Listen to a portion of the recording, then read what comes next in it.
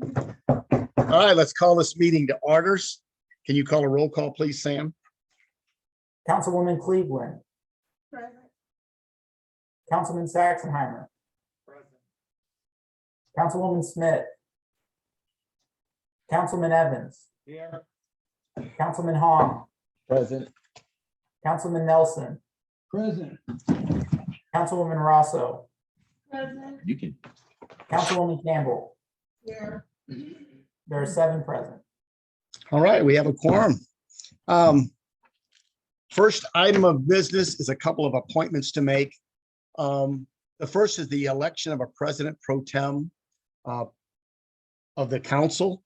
What I'm going to do is ask for nominations.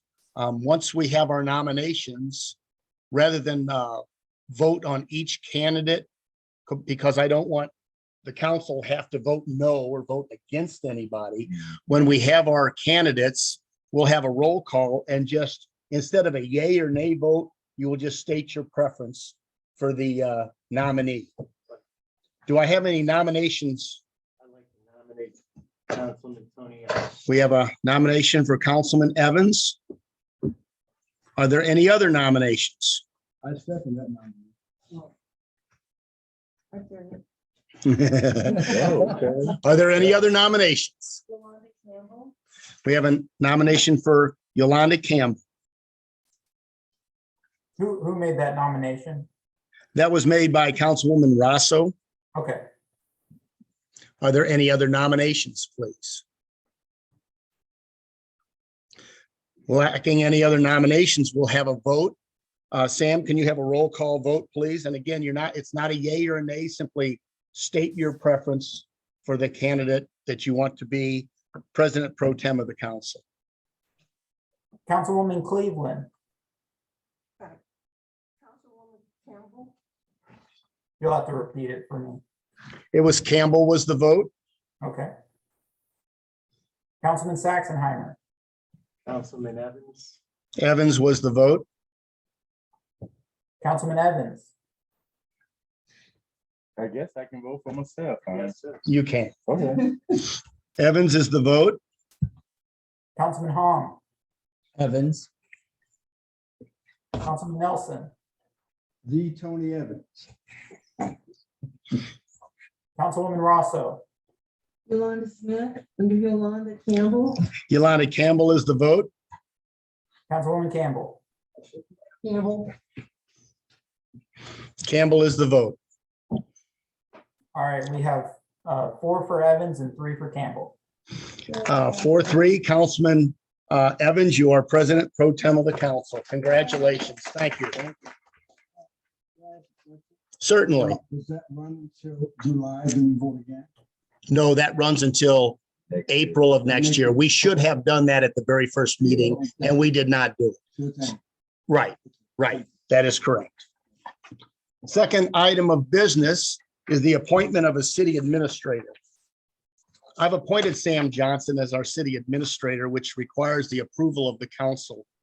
The resolution before you both approves the nomination and the terms of the employment contract that we discussed in closed session. We have a hard copy of both in front of you. Do I have a motion to approve the resolution of the city of Normandy, Missouri, to approve the appointment of Samuel Johnson to the position of city administrator? Motion moved. We have a second. Did you hear Sam? Yes. Nelson and Evans. All in favor? Sure. Yes, go ahead.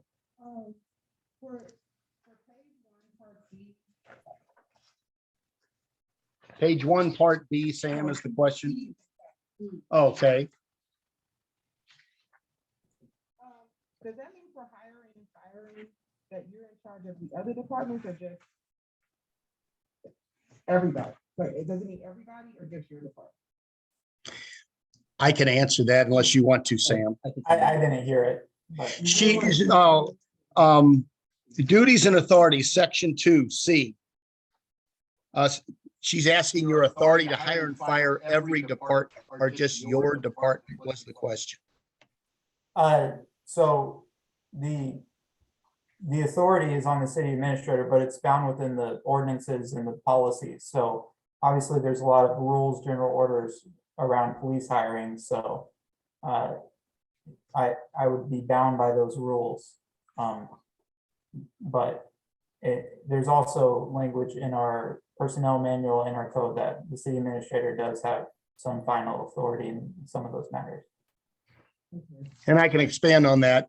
There is no department that Sam manages. He manages every department, and every department head answers to the city administrator per our city ordinance. On page 2, the PTO, or your, that carries over from last year. Page 2, section 4, C. Section 4C, all vacation sick time currently accrued by the employee follows you with this appointment. You don't start with new sick time and have to accrue sick time starting today. Yeah, up until this point, I've been with the city for over 6 months now, so I have about 40 hours of vacation time that I can't use yet, but it has been accruing, and it just clarifies that that rolls over. Okay. And Well, then well, for, when- Go ahead. Let's stay on this one as long as there's a Yeah, question. but wouldn't he be considered, wouldn't it just be like a promotion within the same organization and he would keep it? My position on this is that Sam was a employee of the city. Exactly. He's accrued sick time. That he's There's no getting reason it promoted. shouldn't follow. Exactly. Now, if somebody has a different opinion or position, certainly. I say mean, so. anywhere else is promotion, so you're within the same organization, so you still keep sick time, Yes. vacation time. He's not a new employee. Okay, for page 3, page 3. for business expenses, is there a yearly cap or for? Give me a section and a number, please. Well, it's kind of like the whole section because it talks about like Talking travel. about and per severance diem pay. and stuff, and like pastry. Okay, It's kind of like the whole page. and again, Sam, you can address it or I'd be happy to. Like, is there a cap on like, what was it gonna say, like, travel expenses or like per diem, like, I didn't hear all of the question. Well, the So- question is, there's a lot of expenses in there that you could occur for travel and for education and for association dues. Those are all in there. And the question is there a cap on the money you can spend on those items? So in section D, it states that such expenditures are subject to annual budget constraints. So ideally, the council who does make the budget would give a dollar amount, and then once that dollar amount's up, then that's the limit. So Was everybody able to hear the answer? I mean. Well, the restraints on his spending are built into the line item budgets that we create every October when we create a new budget. And right now, we don't have a line item for the city. It doesn't exist now, but we're into budget time right now. I mean, we've got a salary, but we don't have some of the things that should be professional associations, some training. We should consider putting those into the budget. It'll be a discussion we'll have at budget time. It's coming up real quick, yeah. this is our last one. Okay, The same page, F, section 5F. so it says like, we pay for the computer, the telephone and all that, but if you leave, it becomes your property. I didn't read it that way, so let me read it again, please. The last sentence, upon termination of employee's employment, the equipment becomes that property of the employee. The last sentence.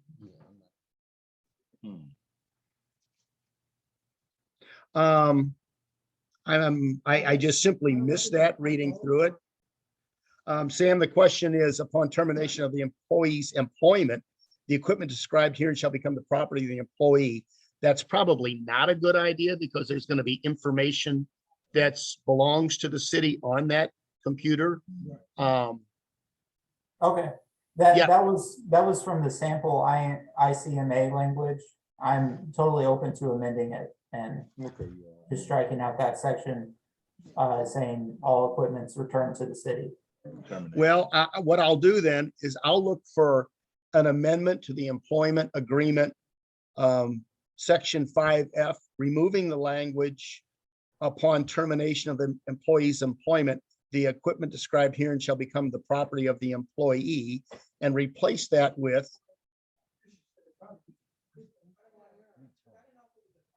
replace the word employee with employer.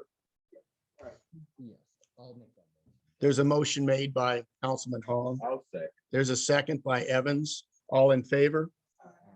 Any opposed? The ayes have it. Are there any other questions, concerns? Yeah. Sure. All the board members were present in the last meeting. We had a closed session. Yes. So I'd like for Sam, he's in, I hope he's fully fine, but to go over once again the chain of command of his position. That Okay. would be all you know, Okay, those are clearly described in our ordinance. Well, I wanted him to say that.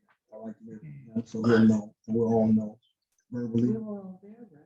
Yeah, but I was there. were you there? Yeah, I'm just going over. Yeah, yeah. I would prefer just to stick with the agenda. If there's any disagreement, we're not going to change the ordinance. The ordinance binds us as to how that chain of command works. Okay, okay, No, I was there. Yeah, okay. got it. And that's still all department heads, right, right. right? All department heads, right? Yeah, because that is quite a lengthy oration of the ordinance. Okay, well, Is there a specific concern you have about the agreement? well, the agreement is fine. Okay, I just wanted to hear it again. I'll go over the ordinance. I'll do that first. yeah. The ordinance is lengthy but clear as to his duties and his role. Well, the check signing now, is that 2 signatures now, or just? We don't change that check signing to 2 signatures, but we have pretty extensive checks in place, internal controls. That's a policy. Right. Now, Sam prepares, I will tell you, Sam prepares all the POs. His POs come to my desk. I approve them.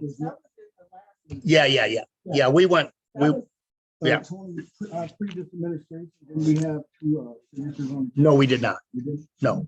So once the check, well, one signature, Yes, and that signature is the mayor. yes. Okay.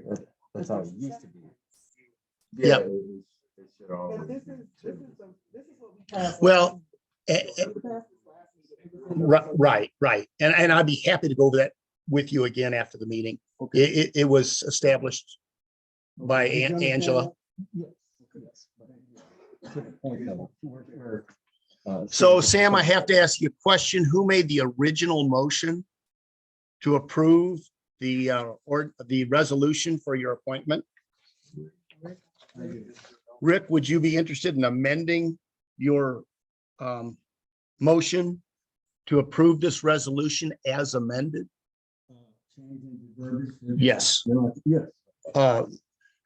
Rick has amended his motion to approve the resolution as amended. Is there a second?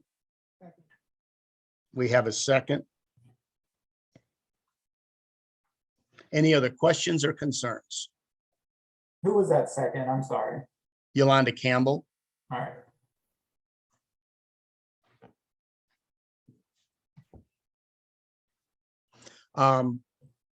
Let's see. All in favor?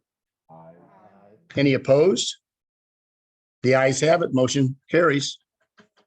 Congratulations, Sam, and thank you. Thank you. I look forward to working with you all. Yes, he was. Yes, he was. I can't deny. Oh, thank you. Thank you. We need to assign Sam a resolution number. Yeah. 2205. 2205. Thank you. 2205. Yes, sir. Is Anthony, our council? Oh, I can advise you. I talked to him. He had a previous engagement and simply well, he can't be here. I talked to him this afternoon. He had a previous engagement. He's unable to make it.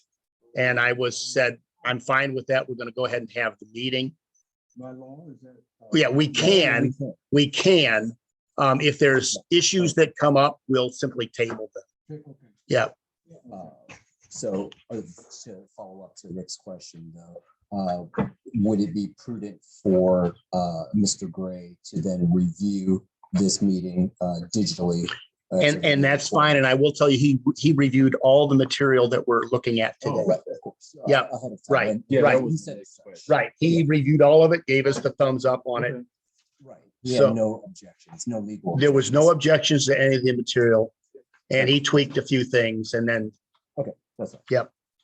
Went on about his business. and this is a recorded meeting. We're on Zoom now. So he didn't prepare, but he reviewed and he tweaked and he made some adjustments. And he was good. Excellent. Thank you. Next item. Special report by the chief of police. Chief. Do you have a Zoom link open? If not, you're welcome to, let me see what I think I can unplug this and you'll be good. Yeah, you're certainly welcome to just use this if you'd like. Okay.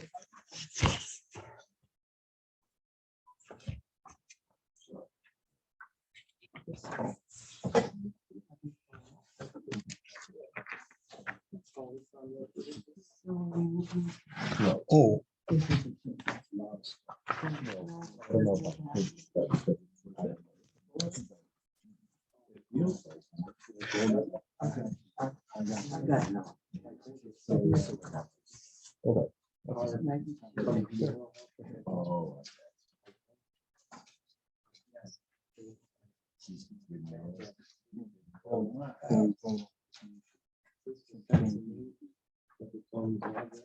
Oh, okay.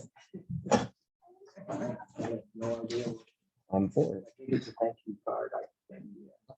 I'm for it. Hang on, Sam. It'll be just a minute. All right. Let me turn my volume down. Good evening, council. What I want to touch on my report, revolves around the violent crime task force. And the initiative we took regarding the recent shootings and murder that we had in the city of Normandy. We put together a task force which consisted of myself, Sergeant Beekman, Sergeant, and we had 3 different officers help us. We put them on the overtime detail.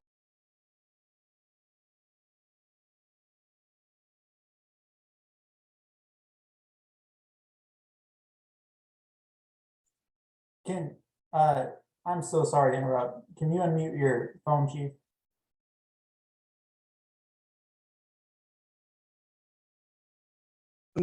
There we go. Okay. Can you hear me now? All right. All right. The detail that we had ran from May 10th, May 11th, and May 12th. On May 10th, we went from, I'll use regular hours, 7 o'clock to 11 o'clock PM. On May 11th, we went from 8 o'clock to 2 AM. And on May 12th, we went from 8 o'clock to 2:30 AM. On those days, we did a total of 17 traffic stops, mostly on Bermuda and several on Woodstock. And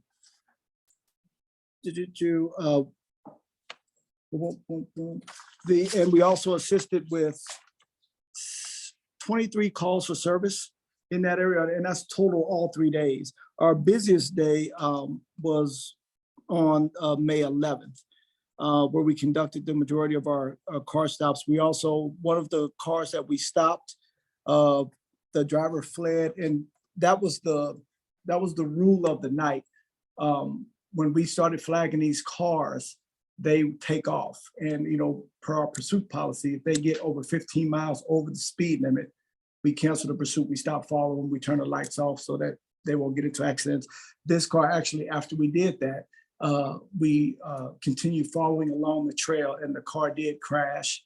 The person had gotten out and we found tools and tools consistent with like cutting tools. And we found 2 catalytic converters in the trunk of that car. So, you know, they got 2, but I think we were able to stop a couple more catalytic converter thefts. We did identify the person the car came registered to. We got a picture of the person. He's known to our department. So we actually have him out for wanted for these thefts. He lives right over in Ferguson. And we had that night, actually, we had 4 vehicles flee from us. What I'm starting to put together in this, what we had at other departments, instead of just letting the cars go, we're documenting the license plates if they have them or the temporary tags if they have them. We're gonna put together a list and we're gonna list them. We can't officially list them as wanted because we don't have a driver, but we can put them on a bolo to be looked out for. And hopefully in the future, once we get these Zoom cameras in place, we'll actually be able to track where these cars are going and see where they stop. And then that way we can go, if nothing else, go. And once we put these in a documented report, we can legally tow them if we find them on the street or even in a driveway where they're exposed. On what we did have too, fluorescent. Now Bermuda is where we were concentrating on, Bermuda and Woodstock, but fluorescent, we did several, the 2 of the nights, we had several car stops on there.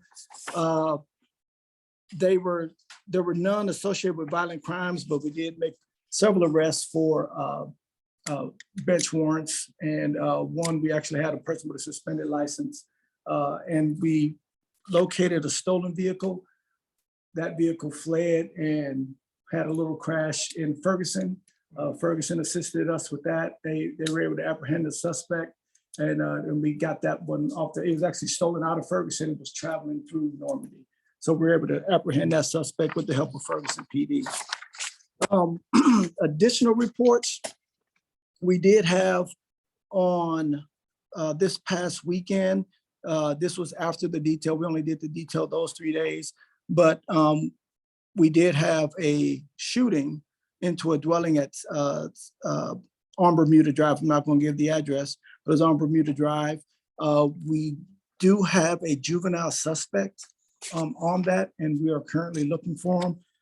The people inside the residence and the suspected shooter are acquaintances, and this has been going on from school to when it happened this weekend.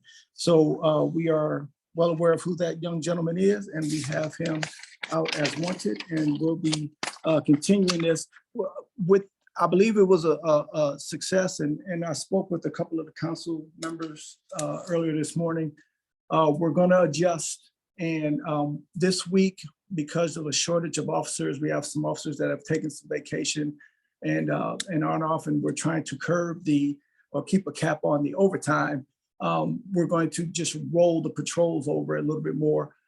We did start with the nighttime going down the streets, especially in Ward 1, but it should be going through every ward per my direction, but especially Ward 1, it's going down the street with our lights on to let everybody know when we're down there. So if you see anybody, you see them come through your window, we're trying to just use the alley lights and the takedown lights. So the alley lights are the 2 lights on the side of the, come out the side of the headlights, the overhead lights on the vehicles. So they shouldn't go through your window, and then the takedown lights are spotlights directly in front just to illuminate the whole street. And so you should be seeing more of that. If you don't, be sure to contact me, and I will make sure that our young officers are doing what they're supposed to do. And again, this meeting we had this morning was helpful, very informative. Any and every idea that you guys can come up with that can help. I'll tell you if we already thought about it, or I'll thank you if we haven't. And we will implement anything that we can to curb all of this violent crime that's happening right now, because unfortunately with the weather getting warmer, there's going to be a higher propensity of it happening, but we want to get in front of it and stay on top of it. All right, that's all I have. You guys have any questions? Thank you for your time this morning. You're very welcome, sir. Anytime. Councilman Evans. I have a question. Yes, sir. I know you can't talk too much about it, but is that issue, is it mainly gang related or wannabe gangs or? No, on the, in there. Yeah. So right now, even when I was telling the council members this morning, the information that we're getting, unfortunately, it's the renters, and it's inside stuff. So what they're doing deals inside these. And so we have one resident, one family that has moved in and they were actually a problem family in University City. And they were successfully able to remove them from University City. Unfortunately, Push them over here. so we're getting that process together, working with the lieutenant over at University City Detective Bureau to get that process started here. Because we already have documented. Oh, you already know. So, And it's a process, but we're gonna start. But it's not, we don't have any, it's not really gang activity.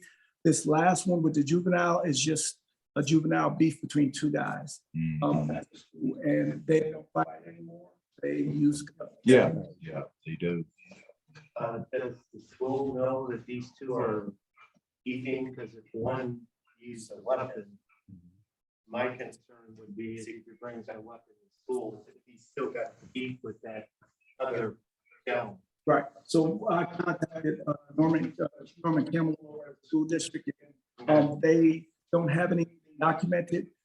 He said he was gonna look into it and get back to me. Yeah, I just don't want to see it taken to school. Right, If it was bad enough to shot into the house, but to bring it there and try and shoot someone at school would be Right, worse. will be even worse, yes, sir. Go ahead. I had a question. So these homes that, are being rented and that are leasing to, what's the proper procedure for not just knowing that there are problems?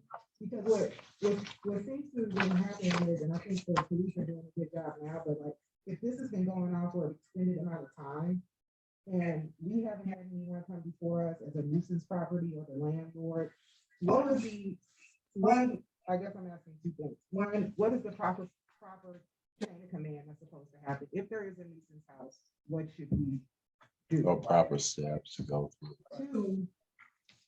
Two, how do we avoid this from happening in the future? Does that make sense? So what do we do if we have one, and then how do we avoid it in the future? So what we do, but on the police side, that's what I know is that we are charged with documenting each and every incident. So in you said, what we put everything on paper, even if there was a loud noise coming from there was something written each and every time. So we needed the documentation and then go to there was 2 court hearings, and I know the code enforcement officer was involved in the city. The city actually, and I'm going to find out and get that information to you. So I don't want to, because I'm not very well versed on it. I do know that you guys will probably have to vote to make it a nuisance property, or you have to, mayor probably have to sign up on something to make it a nuisance property. And we're going to go, and probably as my position as building commissioner, I have to go to court, and but once I get that outline, I will get that to each and every one of you so that you know which way we go. As far as preventing it, like council member saying there might be, you guys want to get an ordinance where whenever there's a renter that these owners that they have to have a background check done on the renter before they can move in, which is attached to the occupant. You could probably, I don't know, we can ask the attorney if you can require that, but if nothing else, even the head of household and then anyone that's over 18 or over, that they have to have a background check at the very least. That might deter some people, and then if I don't know what the laws are regarding not renting someone just because they have a felony record, but at least we'll have that information. Yeah, that's another question. Can we legally do that? And that's a question that won't get answered tonight without legal counsel. Yeah. The other question that I had, as last meeting, we had several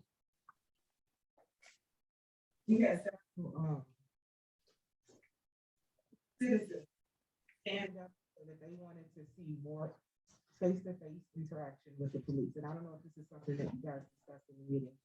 Also, question one, can we get a synopsis of like the next steps that you guys talked about in the meeting as far as like whatever was talked about with the everything?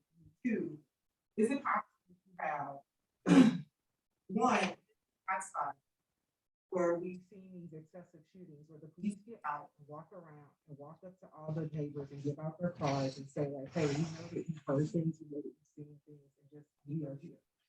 Also, is it possible for the police to get out and just walk a street to be visible in the area so that people know that they are there and that the interaction is happening? Because that, I think that having that interaction with the citizens is what we've seen, what we heard it from the last meeting, and you weren't there, but the other officer was, that they really want to see, including just like more foot patrol and just more local patrol.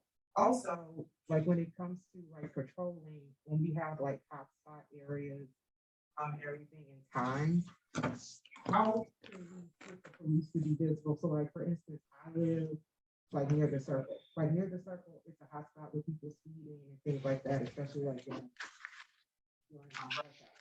Is it possible to have officers sit like on one of the lots so that they're visible, and if something does happen, because I thought like 3 or 4 times with an accident or a stall car, it would be impossible for the police to get down there because you have to get through the circle and then everybody else, or you have to go all the way around. Like that's, like it's really tough.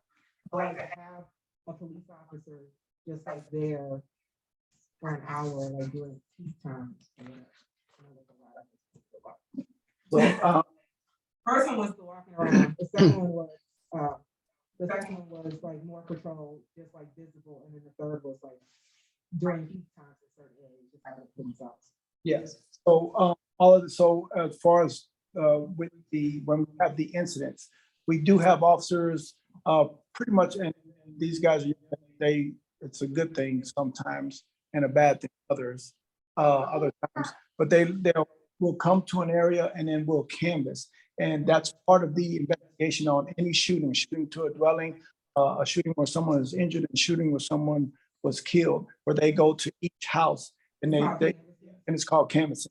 And we do that at that incident because it's always best people when stuff is fresh to get a good recollection. So that does take place. Foot patrols, we can do what we can. We just hired a few more guys. We have 3 people that are still being trained. Now they're riding with a training officer. It takes 5 weeks for them to get out of the car to be able to, and that's if they're advanced, if they're doing very well in their training, for them to get out in the car by themselves. So right now we have extra people, but they're not spread out. I anticipate by the summer, maybe midsummer, if we keep everybody we have now, we'll be almost near, and then we'll start being able to dedicate. And what we'll do is I'll get the guys out walking. We did talk more about the guys, gals, getting out and more people. The weather is changing, and I've promoted that since I got in 2020, and they were doing a good job. And then we had a large turnover of people hiring new people. We're actually having a department meeting on Wednesday of next week, and that's going to be inside. And in anything, we did talk about that. We talked about some possibilities of being on the trail, getting out and walking And I'm going to encourage every officer to meet at least one person every day. That's my goal, and that's what you guys deserve. So we're working on that. We're going to get that. I'm going to emphasize that in our department meeting. We're doing a supervisors meeting before to work on that direction. And then we're going to do the department meetings so that everybody is on the same mindset and goals that we have. I was, may I share an observation? Yes, ma'am. That I was reading one of the planners in front of City Hall Saturday, from 8:30 to about 12:30. And I noticed the speed is, they're not following, like, I'll give you 100, out of 100 cars, there were 25 probably, doing the speed limit. Another 50 from 30 to 45, but there were people going over 45. And I don't know if we need one of those machines where it tells to the person what your speed is. Mhm. Because I was amazed, I would not have been aware of that unless I did that they're not following the speed limit. Yeah, so we do have a trailer. It's unfortunately, it's fallen in disrepair like a lot of our city equipment, but and it's probably in looking at, it's going to probably cost almost as much as getting a new one. So it's like a few $100s short, but we're going to work on that. And I did just able to move some people around, and I'm trying to get the traffic unit started, which is going to consist of 2 dedicated officers, one on day shift, one on evening shift. And that's all to do. And I'm going to put together weekly spots. We're going to definitely snap bridge all the time, all the time, Bermuda all the time. And so those officers are, they'll have calls, will be an extra call, but their job is to hit tickets all day, every day. Because that whole time I was there, I saw no police car going by, So, and I just shared that. Yes, I do want to confirm that Councilwoman Rosso's concerns, because we were out there, obviously you were out there cleaning up, and it was just dangerous. And when we're dealing with all the damage to our planters and people running into them, it's no shock when people are driving 50 miles an hour plus down Natural Bridge. It's just common as can be. So, And to further your point, Chief, to clarify, the officers that are in training, are those probationary officers? yes, for an entire year. Okay, and so that would be post freshman and with cutter.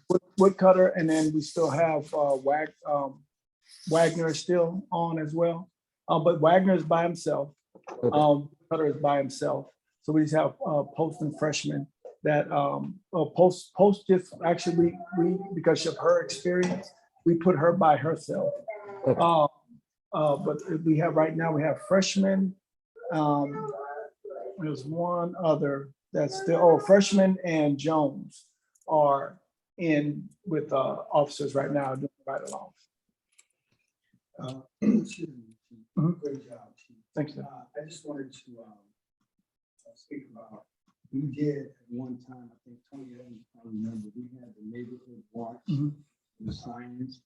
Those signs kind of deterred a lot of people wanting to move into the neighborhood because when they saw it, they figured it's a lot of crime. But, of course, transparency, some type of newsletter to get out to the residents. We have a senior led community. When they see the police walking, the first thing they think is a crime. A crime has been done and scares them. We have to inform the residents to let them know that we're gonna have officers walking, greeting, and hands, open hand waves and stuff, and let them know, because if all of a sudden they start seeing officers walking, the first thing they're gonna do, they're gonna get scared. It's because there's a crime, something's going on. That's the way things are. So we have to build up to that walking officers and greeting, because that's something that with the newsletter, we had a newsletter in the past, we did. So if we're gonna go back to doing this, we have to do it the right manner, because I think that'll be the best thing. He's we all see it. Yeah. See the police, here, Yeah. there.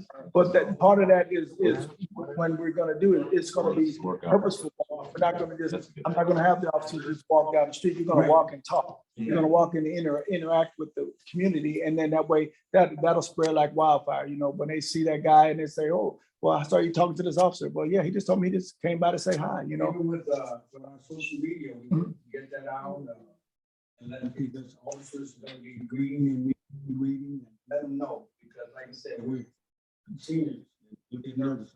Right. Well, I've got some young guys. I might have them out there cutting people's grass. You never know. Hey.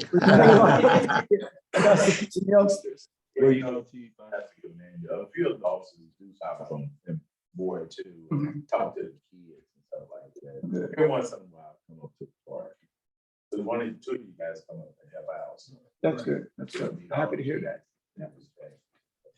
Because every officer doesn't have that social thing. Right. Right. So they're different people. So. Thank you, Chief. Anybody else? Thank you. I appreciate it. Next item of business, business license application. We have one.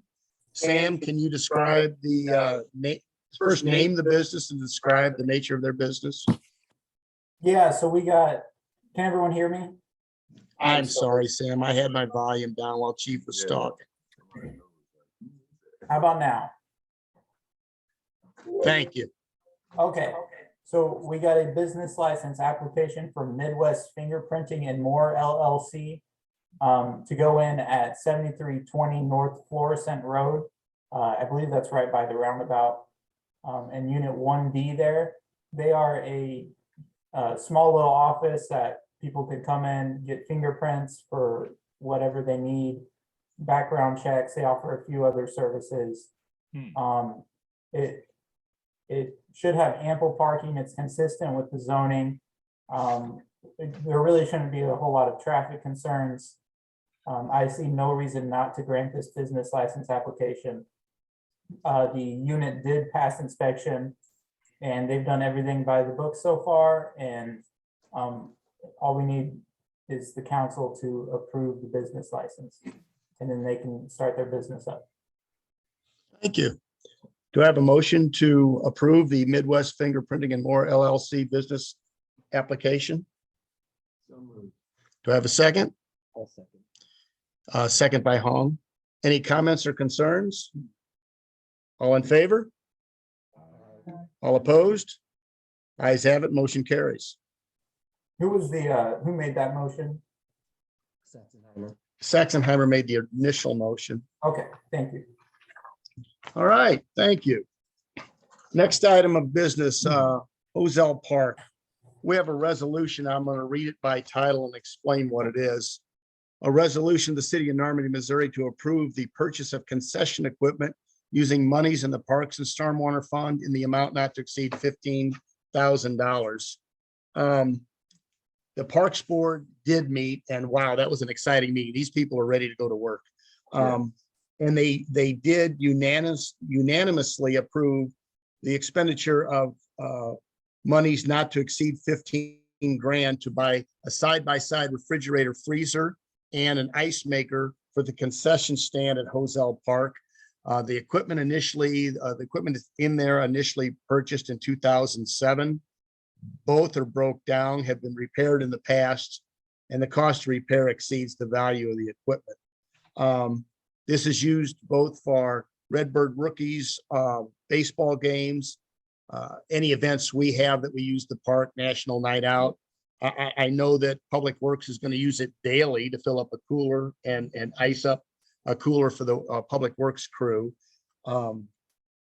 And we have, it's not going to be 15,000. We didn't know exactly what it was going to be when the Parks Board met. The side-by-side refrigerator freezer is $980, $250 delivery, and there was another $100, some kind of, what was that other fee? Do you recall, Sam? I'm not, no, I think it's just. I don't recall, but it was. You misspoke though. I think you said $980, it's $9,800. correct? 9,800, that's what I've got Yeah. written down. I don't know what I just said, but 98 is what I've got written down. And then the ice maker is $1,700. So they're gonna come in well under the 15 grand that was approved. Do I have a motion to approve the resolution to purchase concession equipment? We have a motion by Campbell, second by Evans. And any questions or concerns?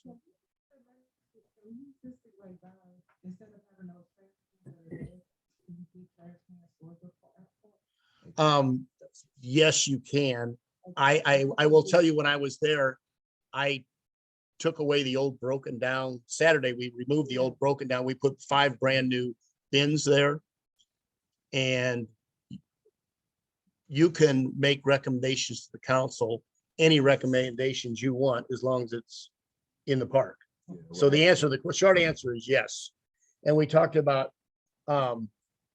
bringing to the June meeting a budget amendment, either in the form of a ordinance or resolution, to allocate this money. It's really sitting there, but it's not been dedicated for use. So we'll probably do that at the June meeting.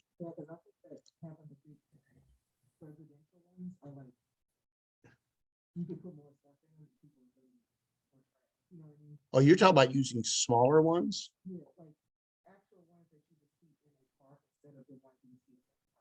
Yeah, let's discuss it at the Parks Board meeting. Yeah, but yeah, the short answer is yes, you can approve, you can make a recommendation to approve any expenditure you want that involves the park. And what we noticed Saturday was a lot of them was rusted out. They was in good shape, but they was rusted out. They snatched them open where they didn't know how to open. So they just forced them open. Yeah, and probably not those, but just Some. those are hard.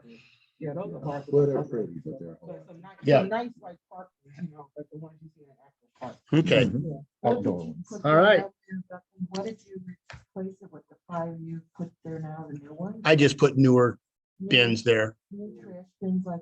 Yeah, they're just better looking ones. The residential bins, yeah. There was some real small ones. They were all beat up and some of them had no lids and were full of water. So we just put 5 good ones down there when we took away the others. And you don't think that that's gonna serve the purpose then, what you just put there? We're getting, yeah. We're getting off topic.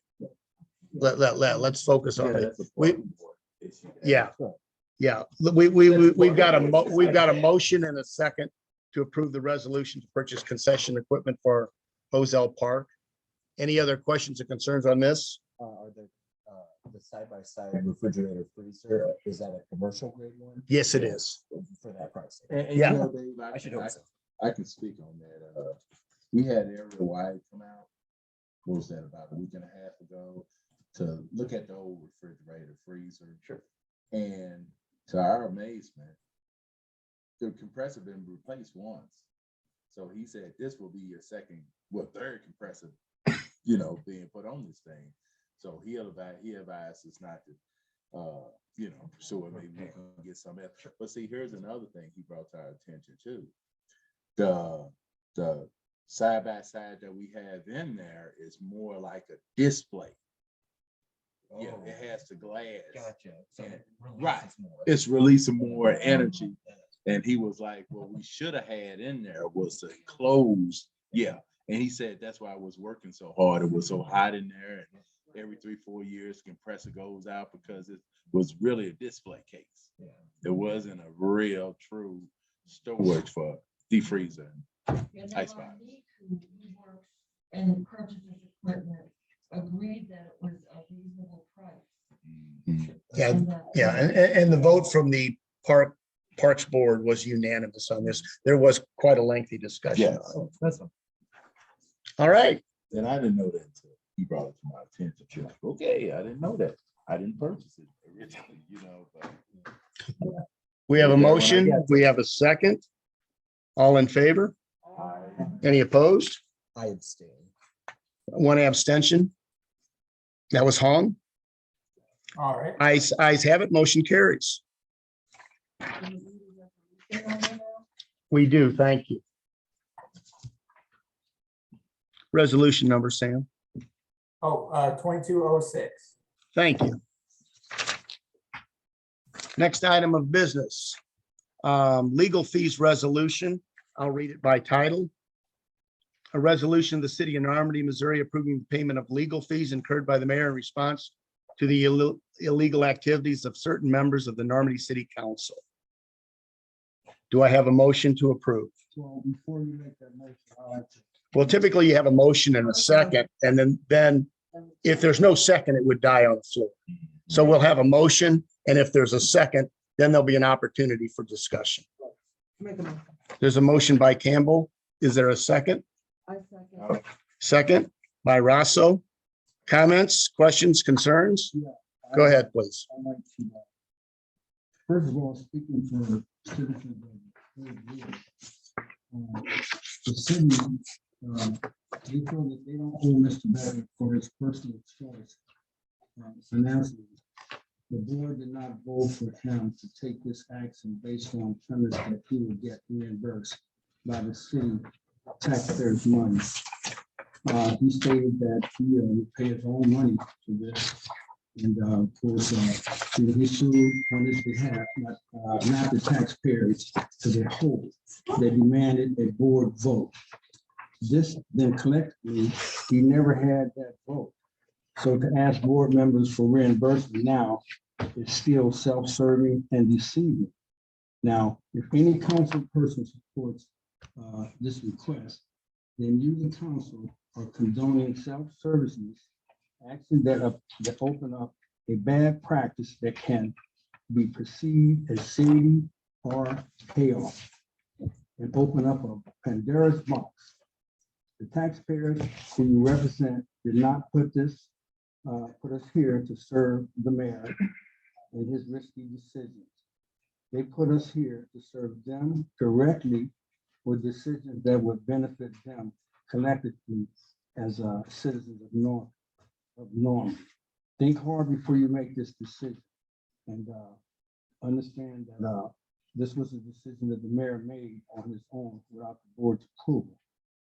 So that's all I have to say about this. So, Mr. Nelson, my question for you is, you're reading from your cell phone. Is this, was this a message or a letter from a resident? No. Or No. this a collective statement This is a collective statement from just from residents. a number of residents then, more than Well, one? Well, no, it didn't have to be, it didn't have to come from more than one. I've spoken to Okay, many of them. sure. So this is this an anonymous contribution, or is this a? This is something that I got on my phone that I wrote so I could read. Okay. Because it's difficult to read a whole lot of things in rhyme. You got a lot of stuff. Sure, going no, on. that's So fine, I this is, understand. This is a statement that I think that all the board members need to know, that the citizens don't want to pay someone for risking, no matter it's the mayor, the board member, or whatever, because I find it personally conflict of interest, because that person, I was one of the people who got the restraining order against, because that officer that was supported by the mayor, that officer, was written up for losing. Should we not talk? That's not- Well, let's not talk personnel You issues. know what? We're going to go down and we're going to get everybody's input on this issue. Okay, well, that's fine. Yep, but I just you- wanted to- yeah. Well, mine, but this. Let's everybody take a turn. Go ahead, Councilman Evans. I think this is something that we should discuss in maybe a closed session. This is really not appropriate for closed session. No, that's why I'm discussing it now. Okay. I have a thing. Please. I think, one, Mayor Beckman acted in the best interest of the city at the time. And that's what you want in a mayor. So section 1 of this ordinance says, he enforced, protected, and preserved the statutes of financial liability arising from unlawful acts of the council. And also, he protected the unfettered day-to-day operations. And I just want to remind people that this conversation about if we don't have a city administrator, who is the city administrator, has essentially been put to bed. So we have a city administrator now. The argument was if we don't have a city administrator, who's the acting city administrator? Who does the day-to-day business? Remember that there were late payments on the city hall across the street, 4 to be exact, at the time these payments was happening. Let's also remember that phones were being cut off. Let's also remember that Does there this were have anything to do with? You're out of order, sir. phones were being cut off. You had your, Let's also remember that there were bills that were not being paid. So by him stepping in and taking over, taking on this action, it ensured that this argument about who's the city administrator, who can do what, has been put to bed. So for going forward in the future for Normandy, this will not be an issue. The other thing that happened was he basically placed the city in a position, you know, to make sure that we were working within the confines of the law. So what happened was this, he stated what the 3 problems were, you know, 1, an unlawful termination, 2, who's the acting city administrator, and then there was another about an appointment. Okay, so we got those things straightened out. If he had not done that, we would have been in a situation where financially we would have been open to liability, which one goes back to financial liability arising from unlawful actions of the council. So let's all remember what actually happened. And Hang on. I'm still talking, sorry.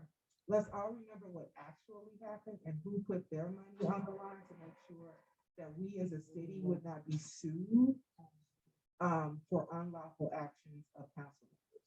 So. okay, Councilwoman Rosso. Mark. Yeah, we'll just go down the line.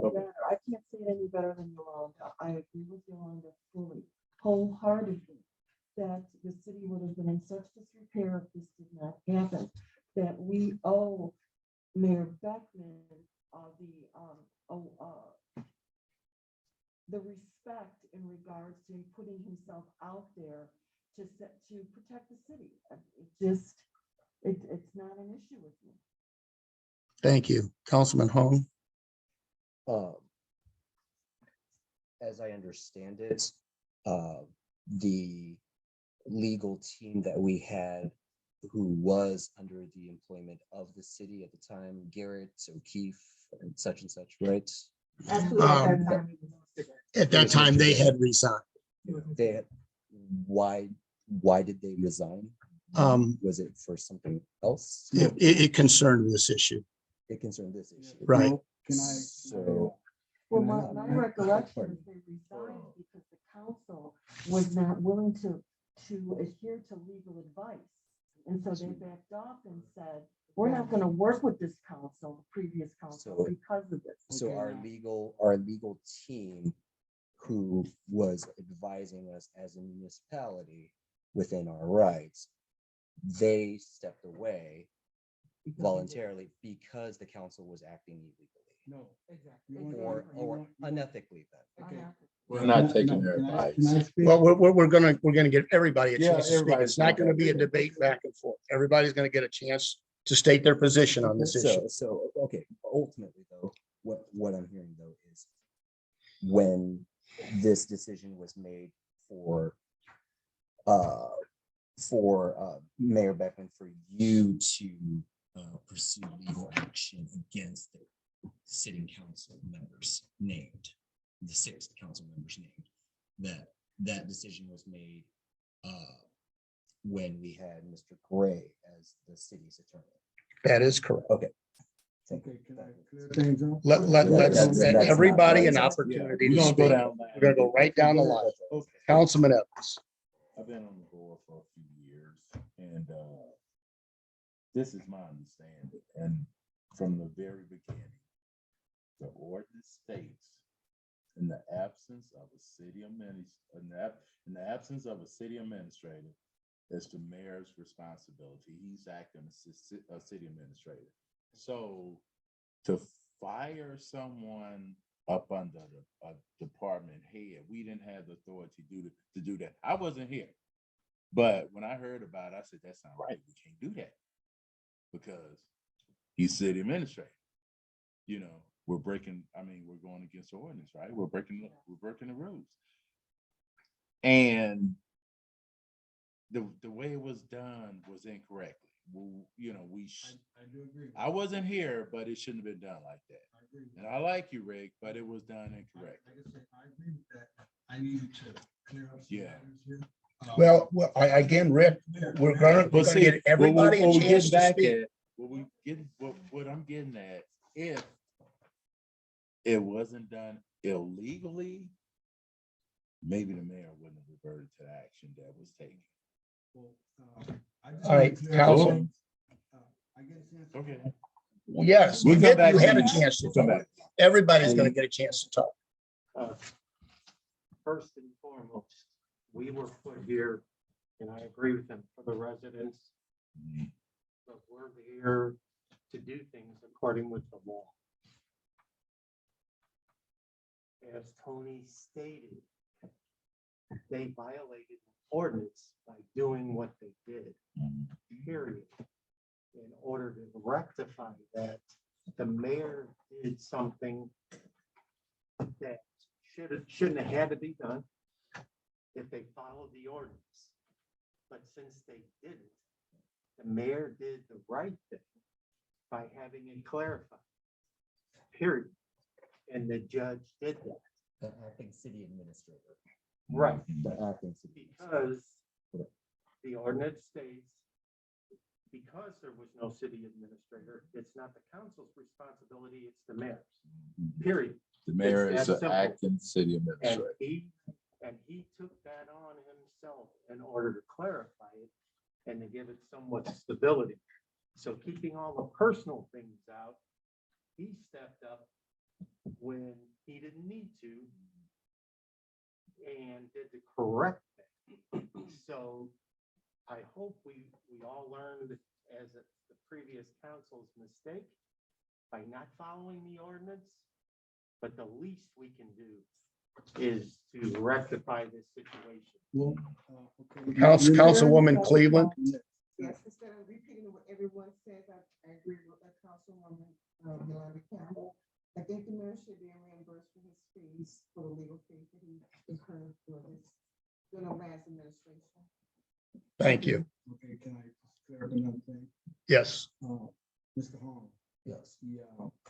the law firm Steve, Garrett's law firm, was going to be fired. And because, let me finish. Listen, I just want to get information out that you guys need to know, that you don't know. And no one's going to be able to give it to you because that's something that just needs to be out there, you know. And he was going to be fired. And he asked to stay. To stay on, you know, he had messed up on Bermuda investments. I'm talking to Mr. Hall. You're talking to the entire council. Excuse me. Talking to him. What I'm objecting to is I don't know if legally this is something that should be said about a law firm. Well, he's not- Right. This is a personnel, if this is a That's what I'm personnel saying. issue, Because- Mr. Nelson. Because some of the communications Because that what- we've had with Mr. Garrett's law firm We're- specifically says at the bottom of the transmission, you cannot like speak about these things. I think. So I'm wondering. Well, if- and I will caution you, Mr. Nelson, Okay. to Ms. Campbell's point, that if we are discussing again, even a historically personnel matter with a previous law firm, we need to tread very carefully. Okay, I understand. Well, you said he walked away because of the board and the mayor couldn't get along. Uh, You no, said I that was the asked. reason. I asked, I was not Okay, here let and me I was say not this. present. That wasn't the reason. Okay. I'll let it go from there. Okay. Okay, and then to follow up to that, then, my question is, who is responsible for the hiring or appointing of the city's legal counsel? Legal counsel is appointed by the mayor and approved by the council per our city ordinance. Right. And Okay. that answers. Thank you. All right. I Who is- know, this is Sam. I know we've already pretty well had the discussion, but it may be appropriate to let Pro Tem Evans take over for the vote. Thank you. Thank you. Okay. I forgot my gavel. The gavel. You had a motion there. That's perfect. That's a perfect. Okay, you have a motion on the floor. Do I have a motion on the floor? You have a motion from Councilwoman Campbell and a second by Councilwoman Rosso. We have a motion in a second. Okay, roll call. Your call. Okay, roll call. Councilwoman Cleveland, Approved. what was the vote? I'm sorry. That was a yes. That was, Oh, I'm sorry, Councilman. That's your, Councilman Saxenheimer, Yes. Councilman Evans, yes. Councilman Hong, Abstain. Councilman Nelson, I abstain from the vote also. Councilwoman Rosso, Yes. Councilwoman Campbell. Is that a yes? Yeah. All right. We have 5 ayes and 2 abstaining. Passes. The motion carries. yes. Guys have it.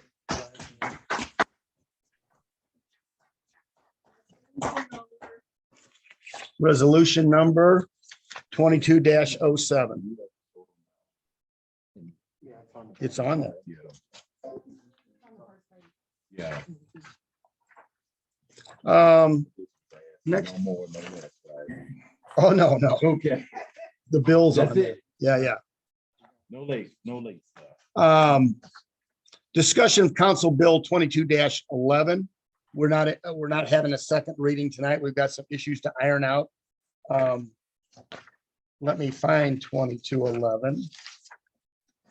I don't seem to have a copy of it. But we know what the terms are. Yeah. Thank you. This is the ordinance that was sponsored by Councilwoman Campbell, and it's penalties for not attending what regularly scheduled meetings. There's a suggestion to expand that. I will give you my position on it, and then I'll ask the council, just go around the table and see what their thoughts are. Our first reading, correct me if I'm wrong, in that if you don't attend a meeting that's a regularly scheduled meeting, we all know when those are, the first Tuesday of every month, unless we, for some reason, reschedule for either a holiday that falls in a bad place or for an election. But if you don't attend a meeting, you don't get paid for that month. And there were some exceptions in there. Personally, I would not make exceptions. It's not punitive in the sense that people make priorities, they make decisions. If you can't make a meeting, you simply don't get paid you don't get paid. Okay. Sometimes you miss work because you're sick. That happens. I don't want to be in the position as the mayor of determining, am I asking people to bring sick notes from the doctor? No, I'm not going to do that. So I would prefer that there are no exceptions, just show up. And if for some unfortunate reason you can't, I don't think anybody's going bankrupt over it. Okay, just be at the meeting. There were some other terms in there that if you miss 3 or 4 meetings in a calendar year, which would be April through March, that you would lose your voting rights. I'm indifferent to that. I just want to hear everybody else's. The one concern I have about that is whatever ward that person is in loses representation if they lose their voting rights. That's one concern. But again, I personally am indifferent to that particular item. And there was a third in there. I want to avoid the exceptions part. There was also some discussion about if you miss 4 in a calendar year or in an election year cycle, that you're replaced. I'm concerned about the legality of that. And I simply don't know. But anyway, I'll open the floor. Why don't we just start from one end and walk right down and get your position on what we want this ordinance to look like. I think the goal is attendance. That's the goal. How do we best achieve that? And what's the simplest and cleanest way to achieve that goal? So I, when. About the attendance, before this meeting, and he basically said at the last meeting that whatever we decide on, Okay, like, if we decide that that's okay, then it can go in the ordinance, but I would agree that not, but having, I agree that having that part, it would eliminate representation in awards and it should be taken out. The other thing that, that I mentioned that he said is something that we could put in if we wanted to. My question was about video calling, because he stated that a Zoom counts as fair as you being here as long as you're viewed on the screen. And when I asked him if speakerphone counts, he said no, it doesn't count. You would have to have Zoom capability. Now I do know that with the county council, if you are in a situation where you want to get on Zoom as a council member, you have to basically tell the city clerk, or I guess in this case it would be Sam, or because he runs it, the Zoom, and then they would make arrangements for you to log on in that way. So the county council does have that stipulation in their attendance,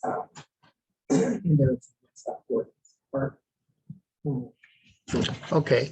And let's just, everybody address that particular item when you have an opportunity to speak.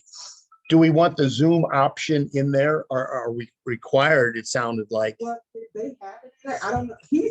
What Ray said, basically like that counts. He said legally. Okay. And they had it. I looked at theirs. And Right. They did have it in theirs as counting. Okay, So that's what I'm saying. So, very good. That's I don't know if you- based on the Yeah. state law, so that's I don't know. If acceptable. it's, yeah. I was wondering if it was a pandemic thing, which is why I looked at their rules of attendance, and it's not a pandemic thing. I guess right now it's just a thing that, you know. Okay, Like, thank you. Councilwoman Rosso. I believe if I understood Anthony Gregg correctly, is the council person has a legal right to counsel, that you can't take that away. Did you? yeah, and they have to be visible. They have to Also- have the camera on. the Also entire correct, yes.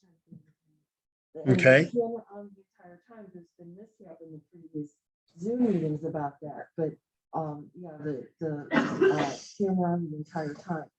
I have an issue with, so you're not getting paid for, but I agree with Mayor Beckman as far as, or his thought about the voting rights, because the people lose the representation. And so if you've gone out to put your name on the ballot and you're a council person and life happens and you're not able to attend meetings, I don't think the next step should be losing your vote. I think the next step should be, pardoning yourself and stepping down in respect to the residents. I mean, we need representation. The residents are expected, they voted you in, but if life happens, I just think, I don't know if it can be written up into the ordinance. If you're not getting on Zoom, you're not attending the meetings personally, then you're not representing your residents. And we just need to move on, and it's not being negative, or it's not being critical, it's not being judging, it's just the fact of the matter of the job description of being a council person.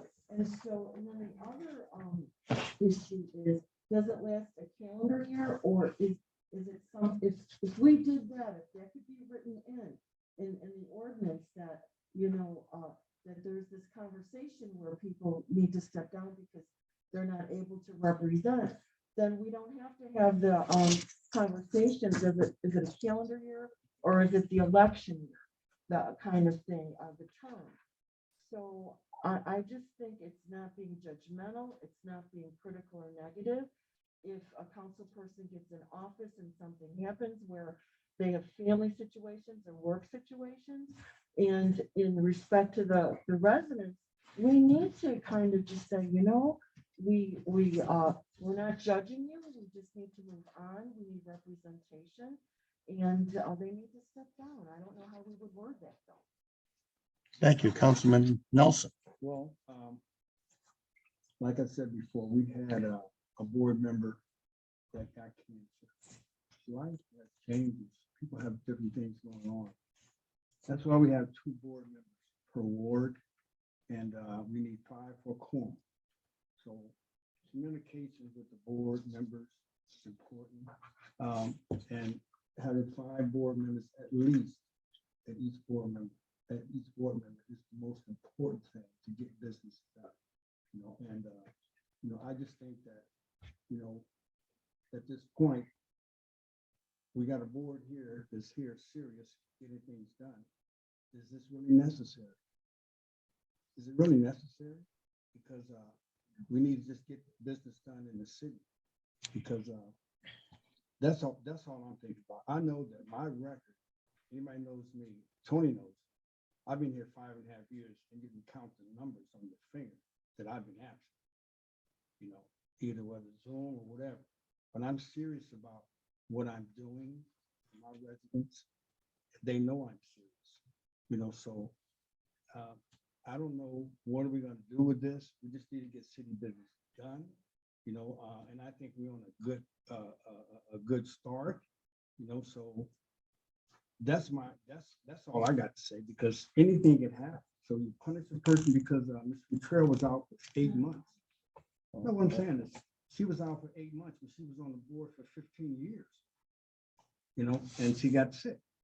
And we paid her, but we had a council person, which was it Tony Evans, who supported her, and he was here. And that was her fellow council person. That's why we have 2.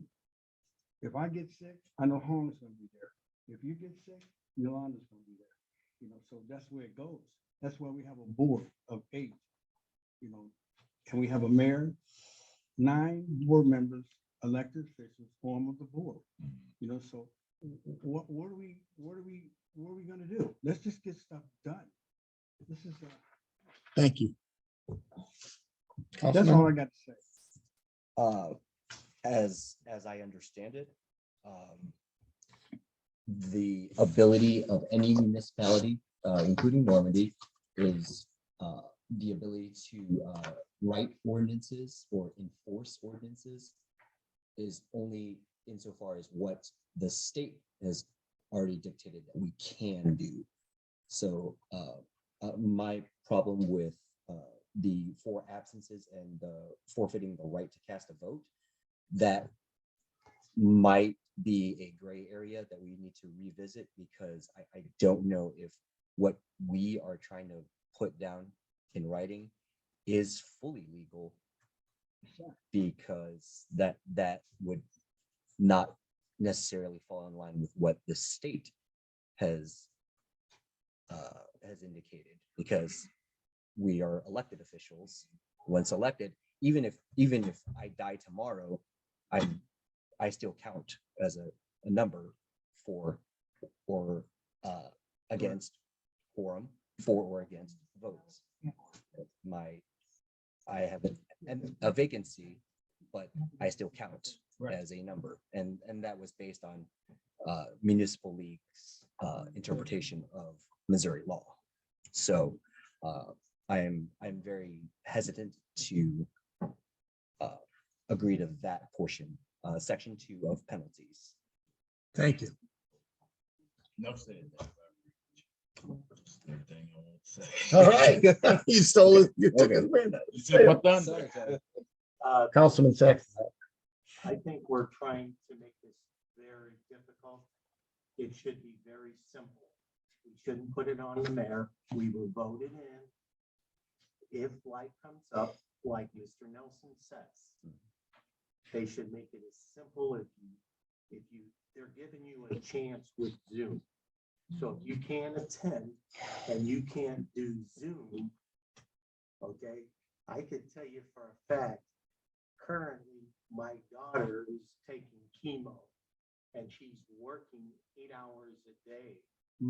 Okay, so there is time where possibly whomever, I hope no one ever gets cancer, but if they do, they could possibly be on Zoom for an hour and a half.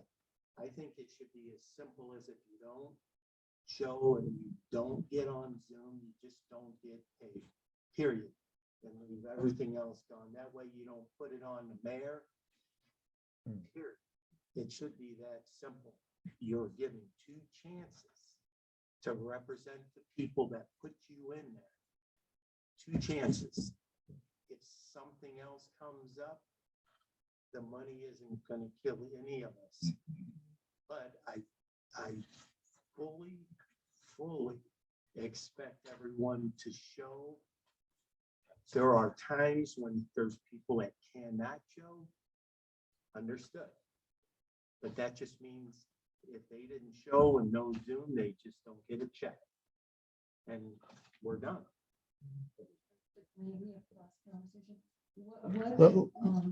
Yeah, let's let everybody speak first then. And to me, I think we're just trying to, I agree with Mr. Gray, you should give them a second chance. If they're at home, for whatever reason, maybe they broke their leg, whatever, you're giving them a chance to represent the people that voted them in. In addition to that, you're giving them a chance to earn their paycheck. Because we're put here to earn a paycheck, to represent people first. And they will give you a small fee for representing your people. Okay, so to me, we're making it way too complicated. Okay? Thank you. I think it's as simple. If you get the first chance and you can't make it in person, you can't make it in Zoom, you just don't get paid. Agreed. I don't think you should take the right of the voters away by penalizing them, and not letting them vote for 4 months or whatever. Yeah, No, Thank you. To me, that's too much. I think that goes just a little bit too far. Thank you. Councilwoman? Well, for me, I agree with everyone says. The penalties are just too rough for me. Just if you're absent, life happens, anything can happen to you. You can have the flu. Just don't feel well to come here or just get on Zoom, period. We are with Steve and I know he and I stay in constant contact. If you it's 2 per ward. If I can just talk to Steve and say, hey, I'm not gonna be able to make it tonight, this evening, for whatever reason, he's here to represent Ward 1, or vice versa, I'm here to represent Ward 1. And if you're not able to make it, you just don't get paid. It's like you said, it's not gonna bankrupt anyone. So. Thank you. Councilwoman Russell wanted to add a comment, and then you can go. So then what if the 2 council people don't get along, don't communicate, don't, represent wholly their constituents? That's an issue. The other issue is if this is chronic, and they're not attending Zoom, and so how are they representing their constituents then? I think that definitely just goes to the voter. Yes. So you're saying wait until the next vote and then. Thank you. Because it doesn't really have anything to do with 2 people getting along. It's people showing up, That's all. All right. Well, I use that as an example because Steve and Karen was saying, well, they communicate. But what if there are 2 more people that don't communicate, that aren't supporting each other, that aren't reporting to each other? And so there's a lack of representation there then too. Well, you got 7 other people you can talk to. You can make a call to someone else. Yeah. Personality conflict. All right, let's keep order. Councilman Nelson? Okay, yes. Now, it said here that the board meeting, the regular board, which is the first Tuesday of the month. Right. Now, over the past, I've gone to 4 board meetings in 1 month because things didn't get done in this meeting and we had to go here. Now, that 1 meeting, we're required to come to. A couple months ago, and someone kind of slammed me and said, this is a full-time job. This is a part-time job. We do full-time. It's times we do full-time but normally we get 20 hours a week this is what I understand, 20 hours per month, supposedly. That's what's rolled up, I think in the chart or whatever. We get paid for 20, is that what it is? No, there's no hour. I mean, that's, it's forced pay, you know, when they pay you. They pay you Yeah, by there's no 20. mention of hours. It's like, well, it's like, but what I'm saying is, if you were to put 20 hours a month into this job, that's still a part-time job.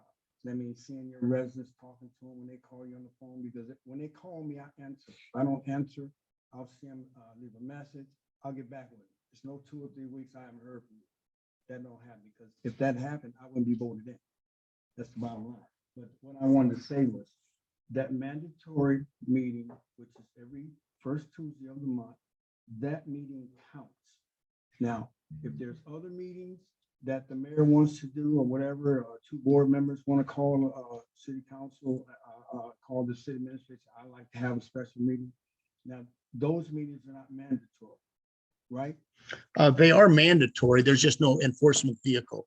If there's a meeting called, you're required to be there per our ordinance. Right. You're required to be there, but we don't have anything in our ordinance to enforce that. Right. And that's what we're trying to So we're address. trying to force the first meeting of the month. Correct. Okay. Okay. then Thank you. that's, Right. And I will tell you, the reason this didn't include special meetings or emergency meetings, people make plans, they have vacations planned. This will address our main concern. This was written because last year we canceled a lot of meetings because we didn't have a quorum. And that's what generated this whole concern. well, the thing, that's Yeah. that's why I was making the statement. Those times are gone. Well, we hope so. And hopefully this won't be an issue. So let me summarize. What I'm hearing is that there's a lot of concern over the losing vote portion of it. And I heard from this end of the table that keep it simple. If I hear that everybody's in agreement on the penalty for you don't show up, you just don't get paid. It's simple. That portion of it, I'll leave in the ordinance. Are in the ordinance. The Zoom or in person, right? If you Zoom constitutes attendance. If you don't show up, you don't get paid. There's concern over losing the vote. I think I heard overwhelmingly that people don't want that in there, so that'll be scratched. The portion about the portion about losing representation or resigning. We already have a vehicle in our ordinance to remove a council person. We don't need to revisit that. If the council so chooses, they can remove a council person. So we have that tool already. We don't need to revisit that. So I can't cite the number, but there is an ordinance that it gives the mayor with a majority vote of the council or with 2/3 vote without them. Yeah, and that, I'll chime in. That's also state statute, chapter 79, 240, removal of officers. You have to go through the impeachment process to remove an elected official. Thank you. 79 240 Missouri revised removal of officers. So Mayor, so if you're sick and you call in, you're sick and you can't make the meeting, you don't get paid. That is correct. Okay. But I don't want to be put in a position of who's sick, who's not sick. So- Bring me a doctor's note. This isn't, So they go on Zoom and I understand if they're on Zoom, when they speak, they have to show their face. that is correct. Now, if they're not speaking, no, the entire time, I have a problem with that. Well, you can have a problem with it, but that is the law. To attend a meeting, you have to visually be there. The entire time. Yes. Okay, I thought it was just a speak. Okay. All right. I'll bring this back at the June meeting. And I think it'll be in a form that everybody is in agreement with. Sounds good. All right. Discussion of Natural Bridge Beautification Project, Missouri Department of Conservation grant. I'll turn this over to Councilwoman Rosso. Just inform everybody of what's going on with that. It's my understanding after talking with a few people that the grant only has to do with the fountain area. Okay, And that in talking with Sam, he pointed out to me that he's in the process of working with UMSL to hire a landscaper to continue UMSL's presentation of the planters through the fountain, correct? that is correct. So, I also heard, we also have to be on the same page because I'm hearing different things, is that, Andy from, the reserve suggested to start a volunteer crew. And, that could then, plant the plants that the grant's going to give us at the fountain. But there's also a clarification we need to make. Is it just the fountain or is it the beds within the street? That's not been determined yet. But if the landscaper does that, they would continue the type of cohesiveness of planting from UMSL through. That is correct. And I can address all of those issues. Go ahead. Go ahead. Initially, it will be at the fountain, and I spoke to Josh about this because that was starting in September. But the rest of it, we need to have it needed and everything, because we're not gonna get all the money that wants to do everything. So we just like have to start at the fountain, which is like a central location for everybody. But we need the volunteers to make sure that the beds are ready. Does that make sense? So what I'm understanding then is the landscaper, we won't own, we would weed and plant the fountain. Now, we need to determine what other areas around the fountain. And if they want a consistency of look, then that landscaper should do the beds down Natural Bridge and South Florissant, and especially the one down South Florissant, because it needs so much work in regard, professional work to get it back to normal. Right. So she hasn't given us all the recommendations. Well, and I will tell you what is considered the fountain, maybe the fountain and the three planters immediately surrounding the roundabout. We don't know that yet. I suspect that it will. You're saying that Angie has not determined. That is No, correct. They have to take all the information from what we walked around on Friday and what we told them that we wanted to have a uniform look. And then they're going to like suggest the plants that we put in there and also what the maintenance is gonna be, because they're gonna teach us. So really, the one single thing that Josh talked about was the fact, him and I talked about what if there's a small project that we could get going out, and that was the fountain. Now, I don't know, like Mark said, if it's gonna be able to be the fountain where the water actually shoots out and the planters, like immediately around it, but initially it will be the fountain. Okay, which then the next thing would be is forming this volunteer garden group. And so my thought is that if each ward would call 4 people and get 4 people that would be willing to start this, and give their names to me, I could start the volunteer group then for the city. And we could, as a group, determine, when we're gonna meet and what we're gonna do according to what Angie directs us to do. So that's the other thing. And then in talking with Yolanda, as far as a mission and 5-year goal, I mean, that's something we kind of need to address at the boards and commissions too. Yes. Because there's this overlap with the park board and then economic development. So as of now, I'm just volunteering for the Right, economic right. development. And I just wanted everyone on the same wavelength. And I do want to add to that, as far as the volunteers, I'm good with the volunteers coming together for the initial planting, and we'll have police protection out there and some public works parks truck strategically so no one gets hurt. But I want it clear that we've had some conversations about volunteers like you did Saturday, work for 4 hours in the median. That's incredibly dangerous.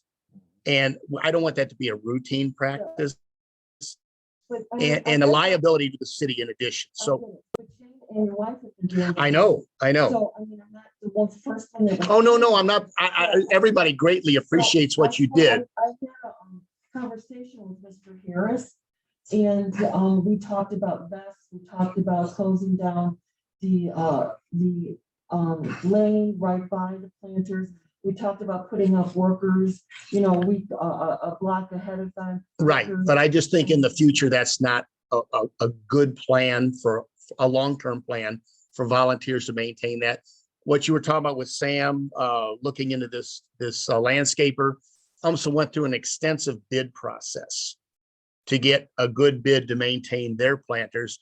We're considering piggybacking off that, like you do state contracts, and using that same contractor, and those contacts are being made. So That's fine, Yeah. but we could still do a volunteer crew and do the park. absolutely, Teardrop Park, Hosel Park, if that were maintained by volunteers, I think that would be outstanding.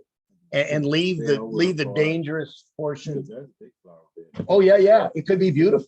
It could be very beautiful. So we could still do that. Absolutely. Four people, give 4 people, give them their names to me. Let's see, that's another grant. This is included in this grant. This is just a beautification of natural bridge, right?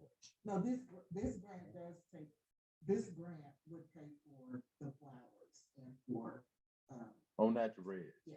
And not in any other. It part. could down the road. Down the road. Just they want to start small and see how it works. Okay, It could, because Beyond Housing has money, Missouri Reserve has money, and they're basically going to help us with the grant.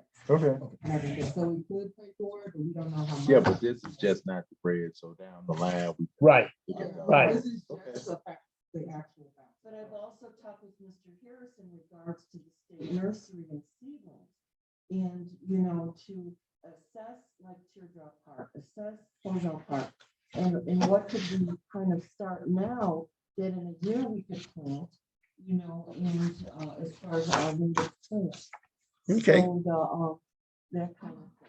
But so is it okay then to get this volunteer? group then? Absolutely, And because so- we've got 2 parks that already need work. And there's gonna be 3 because Parchester's gonna be down the road too. I mean, that's gonna initially have to be a contractor to clean that up, I'm sure. Yeah, that's a lot of money for them. Yeah, that's too much. Yeah, Well, I so don't know. anyway, that'll be for another day.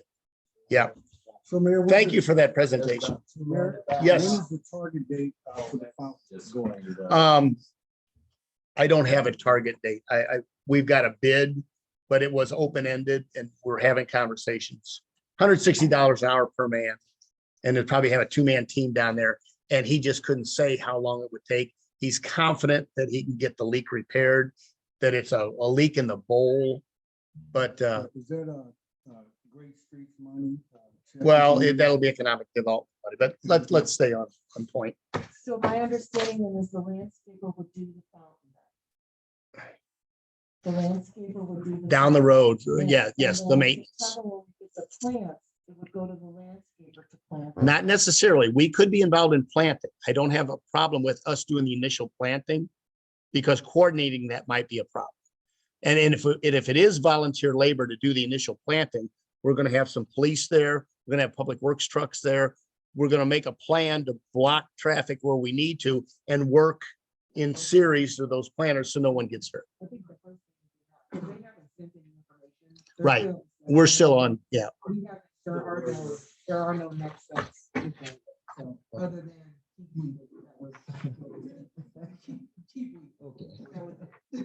All right. That concludes our agenda. Do I have a motion to adjourn? Have a motion by Campbell, second by Evans, all in favor? Any opposed? Ayes have it, meeting adjourned. So Rick, I can't give you a good answer on that because the bid didn't come in X dollars to fix the fountain. It came in $160 a man hour. We did find the people that built that thing. though. The guy that built that big stainless steel ring, the fountain itself, he built that pit, he built in his shop. He's very, very familiar with it. What is our public works guy? Chris Harris. Does Chris have any knowledge